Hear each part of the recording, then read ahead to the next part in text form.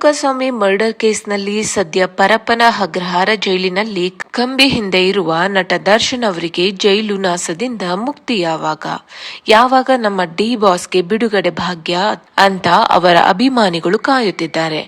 ಇತ್ತೀಚೆಗೆ crazy star Ravichandran ಅವರು ದರ್ಶನ್ ಇನ್ನ 2-3 ತಿಂಗಳಲ್ಲಿ ಆಚೆ ಬರ್ತಾರೆ ಅಂತ ಭವಿಷ್ಯ ನುಡಿದಿದ್ದಾರೆ.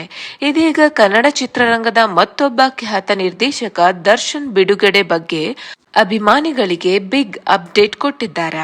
ಹೌದು, ಸ್ಯಾಂಡಲ್ವುಡ್ ನ ನಿರ್ದೇಶಕ ಓಂ ಪ್ರಕಾಶ್ ಅವರು ಇತ್ತೀಚೆಗೆ ಸಂದರ್ಶನವೊಂದರಲ್ಲಿ ಮಾತನಾಡುತ್ತಾ ದರ್ಶನ್ ಆದಷ್ಟು ಬೇಗ ಜೈಲಿನಿಂದ ಹೊರಗೆ ಬರುತ್ತಾರೆ ಅಂತ ಭವಿಷ್ಯ ನುಡಿದಿದ್ದಾರೆ.